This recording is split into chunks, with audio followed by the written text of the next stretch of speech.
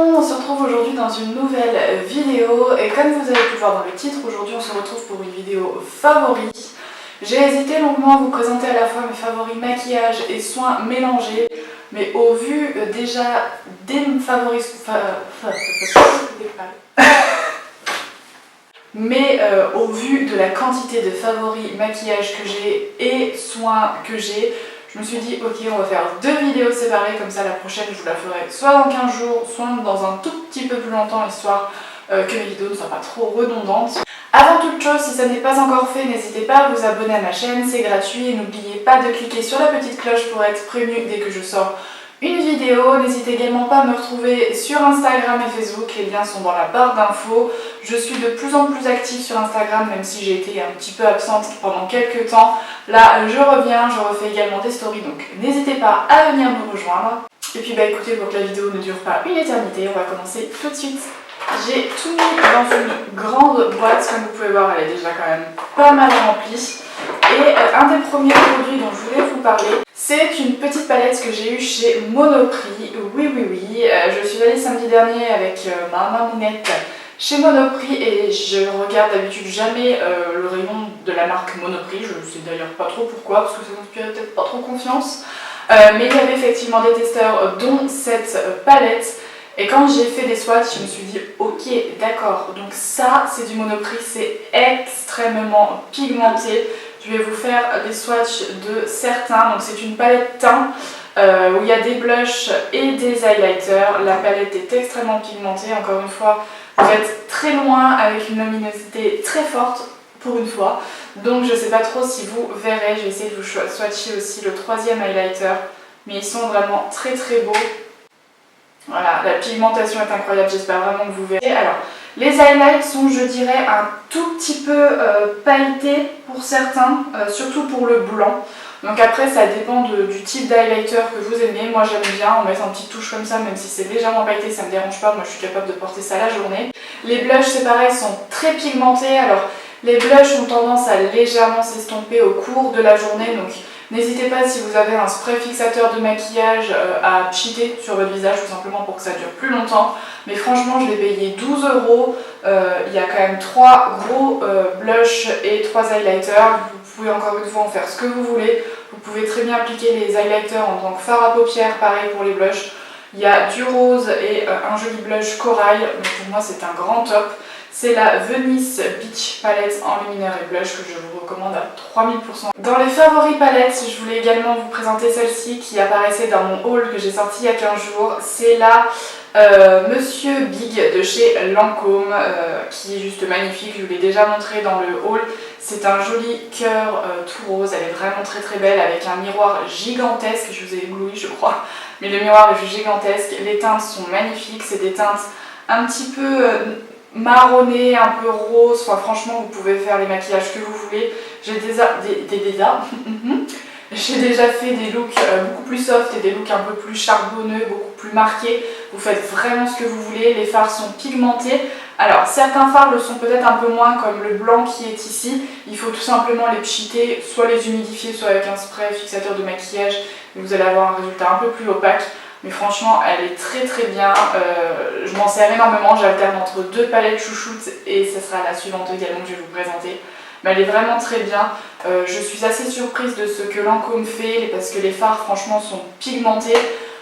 Ils sont très faciles à travailler. Donc, si vous êtes une débutante en maquillage, vous n'allez pas mettre 10 ans à les estomper. Pareil, ce matin, vous n'avez pas le temps. Vous n'allez pas passer 15 ans à les estomper. Donc, ça, c'est vraiment le top. La deuxième palette que je voulais vous montrer, c'est, je pense que vous la connaissez, enfin vous l'avez vue je pense à peu près partout. C'est la Nude de chez Huda Beauty. Donc la palette avant a été offerte par mon chéri il n'y a pas très longtemps et celle-là c'est mes parents qui me l'ont offert à Noël dernier. C'est un de mes grands coups. J'ai vraiment longuement hésité sur l'intérêt de cette palette là, mais non franchement elle est juste sublime. Elle est magnifique et tout ça, je ne regrette pas que mes parents me l'aient offert à Noël parce qu'elle est vraiment superbe. C'est encore une fois des teintes un peu rosées, marronnées, c'est des teintes que j'ai eu longtemps du mal à porter mais qu'aujourd'hui j'adore. C'est super joli, en plus les fards un peu foiled, je crois que ça s'appelle un peu, en tout cas effet, vous savez, très crémeux, qui sont comme de la crème que vous appliquez sur les paupières, sont extrêmement pigmentées. C'est vraiment une palette encore une fois qui se travaille extrêmement bien. Le packaging est honnêtement juste sublime. Huda Beauty, c'est une marque que j'adore. Dommage que franchement les palettes coûtent un bras parce que quand même une palette comme ça, je crois que c'est 65 €. La Monsieur Big, ça doit être une cinquantaine, soixantaine aussi. Donc franchement, j'adore les Huda Beauty. Les petites palettes me font de l'œil également, les petits, vous savez, les petits carrés là. Mais ça coûte un bras, donc c'est ce qui m'embête parfois. On va rester dans les fards à paupières et je vais vous présenter deux petits monobules que j'ai eu également chez Monoprix pour 6 € chaque. C'est la Monop Makeup. J'ai la teinte 09 rose nacré et 02 beige nacré. Honnêtement, j'étais devant le rayon, même ma maman était genre waouh, c'est pigmenté mais de ouf. Vous avez du satiné, du pailleté, du mat, du satiné, mais des couleurs magnifiques, autant magnifiques les unes que les autres et surtout ils sont extrêmement pigmentés. Je porte le beige nacré sur mes paupières que j'ai mis très légèrement parce que j'avais pas envie d'un maquillage des yeux trop chargé aujourd'hui. Donc j'ai fait ça assez léger. Alors ils sont pas extrêmement pigmentés quand vous les appliquez au pinceau, mais je vous garantis que quand vous les appliquez au doigt, ils sont vraiment du tonnerre. Je vais vous montrer le beige nacré sur ma main. J'espère que vous verrez de loin. Encore une fois, je sais pas si vous verrez bien, mais je vous rapprocherai. Pour 6 € honnêtement, moi je trouve qu'ils sont aussi pigmentés que les palettes que je vous ai présentées avant, si ce n'est plus. Franchement c'est des petites merveilles et j'hésiterai pas à m'en reprendre d'autres parce que même pour mettre dans le sac à main ou pour mettre quand vous partez en voyage, vous prenez par exemple un clair et un foncé, vous avez votre maquillage pour le week-end, donc c'est vraiment génial. Pour le teint toujours, vous avez vu que je m'étais acheté dans mon dernier haul le Hello Happy de Benefit et franchement je l'apprécie plutôt pas mal. Il a une couvrance qui disent moyenne, je la trouve quand même moyenne moins, pas moyenne bien couvrant. Il a une couvrance qui se dit moyenne, mais honnêtement je le trouve moyenne plutôt faible. C'est pas un fond de teint où si vous avez des rougeurs, on va les camoufler vraiment beaucoup. Moi j'ai beaucoup de petites rougeurs en ce moment dues au froid et honnêtement je suis obligée de remettre de l'anti-cerne derrière parce qu'il n'est pas assez couvrant, mais je préfère quand même ça plutôt que avoir un fond de teint qui va faire trop épais, qui va marquer, etc. Le seul petit truc, j'ai l'impression que si on en met un tout petit peu trop, moi je l'applique au pinceau, je trouve qu'il marque un petit peu les pores. C'est le seul défaut que j'aurais tendance à lui trouver parce que sinon il tient extrêmement bien, honnêtement du matin 6h30 quand je me maquille, enfin 7h, jusqu'au soir 19h où je me démaquille, il tient vraiment très bien. Et surtout, il n'assèche pas ma peau, il ne la déshydrate pas, donc il est vraiment plutôt pas mal pour un fond de teint Benefit.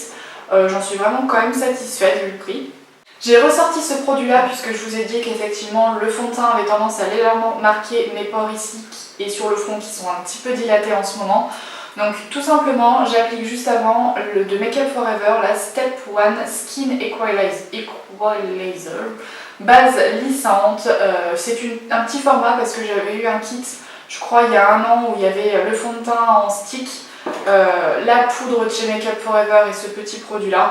Donc j'applique tout simplement ça sur les zones où je veux que mes pores soient plus dissimulés, donc ici et après j'applique le fond de teint et honnêtement on ne voit plus mes pores et le fond de teint surtout ne va plus migrer dans les pores. Donc ça c'est une très bonne base de chez Make Up For Ever et honnêtement le petit tube là ça fait plus d'1 an que je l'ai et je pense qu'il y en a encore pour au moins 5 ans parce qu'il en faut vraiment pas beaucoup.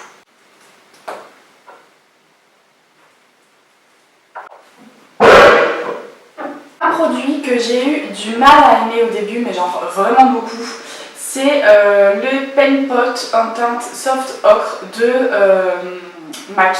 Je l'ai longuement détesté, je l'avais acheté honnêtement, il était resté dans mon tiroir pendant un moment et je le portais pas, enfin, je le mettais là parce que je l'avais acheté en tant que base. Honnêtement au début je trouvais que mes fards ne tenaient pas, alors je sais pas pourquoi, peut-être que j'en étais pas assez, mais en tout cas aujourd'hui mes fards tiennent du matin jusqu'au soir avec cette petite base. Comme vous pouvez le voir, j'en ai encore pas mal parce que ça en prend pas beaucoup. Le seul souci c'est que je pense qu'elle sera fichue avant que je finisse de l'utiliser parce que comme vous pouvez le voir, ou peut-être pas, le produit commence à se décoller des bords, ce qui signifie qu'il commence à être sec et je le sens à l'application. Donc c'est ce qui m'embête un petit peu, c'est que ça coûte quand même cher et qu'il va être fichu avant que j'ai fini de l'utiliser. J'ai oublié de vous montrer ça, c'est de chez Milk. C'est un petit illuminateur que j'ai eu en sortie de caisse de chez Sephora que je vous ai présenté également dans mon haul. Il y a beaucoup de produits que je vous ai présentés quand même dans mon haul qui réapparaissent ici. C'est un mini illuminateur en teinte Supernova. C'est un illuminateur holographique qui est juste vraiment magnifique. Je vous le mets ici, j'espère que vous le verrez, il est vraiment sublime. C'est franchement une teinte que je n'ai pas du tout dans ma collection d'highlighters et pourtant je commence à en avoir quelques-uns. C'est pas non plus le genre de teinte que d'habitude j'aurais tendance à porter, mais honnêtement, je trouve que c'est super beau. Une fois que vous avez un maquillage dans les tons un peu soit rosé, soit bleuté, je trouve que ça fait vraiment tout son effet. Un produit pour lequel, pour le coup, je ne suis pas extrêmement fan, c'est le Tattoo Brow, le gel à sourcils waterproof de chez Maybelline. C'est tout simplement en fait un petit embout comme ça, mousse avec des tout petits poils que vous mettez dans vos sourcils et avec un goupillon à sourcils, vous estompez, étalez et appliquez le produit en même temps et c'est censé vous faire des jolis sourcils. Moi honnêtement je trouve que ça fait un peu le bazar dans mes sourcils. Je trouve que quand je fais ça, j'ai du coup du produit qui va venir au-delà de la forme de mon sourcil ou en dessous, où il y a des endroits ça va beaucoup être marqué, des endroits ça va l'être moins. Donc honnêtement, sauf si vous avez vraiment des sourcils épais, fournis et que vous voulez juste les remplir un tout petit peu, auquel cas je pense que ça peut le faire, mais si vous avez des sourcils clairsemés, fins et pas épais, honnêtement, bof bof. Dites-moi encore une fois en commentaire si vous l'avez testé, ce que vous en pensez et ce que ça donne sur vous, parce qu'en tout cas sur moi, ou alors je sais pas m'en servir, mais je suis pas très fan. Ensuite, on va parler rouge à lèvres, c'est la dernière catégorie de cette vidéo. Un de mes favoris, mais de tous les temps, c'est le rouge à lèvres que je porte aujourd'hui. C'est un rouge de chez Sephora, c'est la teinte numéro 1. C'est le rouge parfait pour moi, qui va éviter de me jaunir les dents, puisqu'effectivement il a des sous-tons qui sont légèrement bleus. Donc pour les personnes qui ont les dents légèrement jaunes, ça va éviter de faire ressortir ce jaune des dents, en fait, tout simplement. Parce que si vous appliquez un rouge à lèvres un peu plus orangé, orange-jaune, vous voyez, ça match et du coup ça fait ressortir un petit peu plus les dents jaunes. Donc c'est une petite astuce, mais c'est un très bon rouge à lèvres. Il est quasiment vide, donc il va falloir que j'aille me le racheter. Mais c'est sans hésiter mon rouge à lèvres rouge favori, qui en plus coûte une fois 10 €. Donc franchement, 10 ou 12 €, je sais plus, mais franchement, en plus il m'a duré vraiment très longtemps parce que c'est genre le premier rouge à lèvres liquide rouge que j'ai acheté, donc ça date. Et deux autres rouges à lèvres que je voulais vous présenter, de la même gamme, j'ai un top et j'ai un flop. Pourquoi? Donc déjà, j'ai deux teintes. La numéro 02 de la gamme Bourjois, effectivement si je vous donne la gamme de chez Bourjois c'est mieux. C'est les rouges Velvet The Lipstick de la gamme Bourjois tout simplement. Je crois que c'est la collection où Noni Makeup Touch est en égérie. Donc le rose, le 02, j'en suis fan.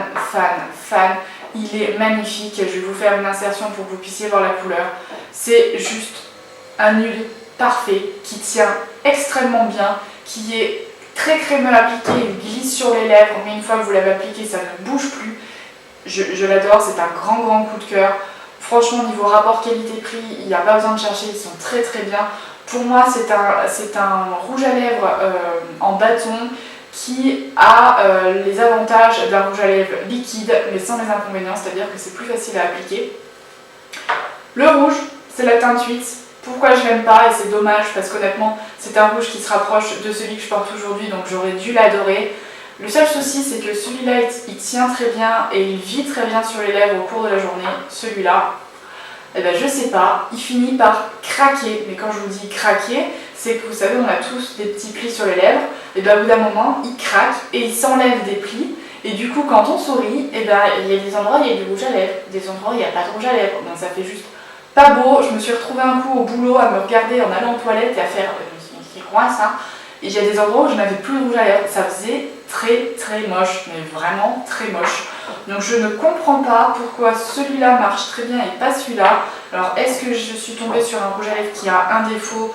Honnêtement, avec ma chance, c'est fortement possible que je sois tombée sur le seul rouge à lèvres qui a un défaut. Hein, mais sinon, mis à part ça, c'est une très belle couleur. Donc je sais pas si les autres de la gamme sont plus comme ça ou plus comme ça. Mais honnêtement, mis à part ça, j'aime celui-là d'amour, mais celui-là, du coup je le porte de temps en temps, mais alors en ayant un miroir tous les 4 matins pour pouvoir remettre aux endroits où il en manque. Donc c'est le seul inconvénient et le seul truc que je trouve très dommage. Donc voilà, on a fini la vidéo, j'espère qu'elle n'aura pas été trop longue, même si je pense que si, parce que j'avais beaucoup de produits à vous présenter. N'hésitez pas à me dire en commentaire si vous avez déjà testé certains des produits que je vous ai présentés et quels sont vos chouchous du moment, ceux que vous ne quittez pas. Je peux vous dire que ceux-là sont ceux qui ne me quittent pas du tout en ce moment. Et puis bah écoutez, je crois que je vous ai tout dit, donc je vous fais de gros bisous et je vous dis à 15 jours dans une nouvelle vidéo. Bye!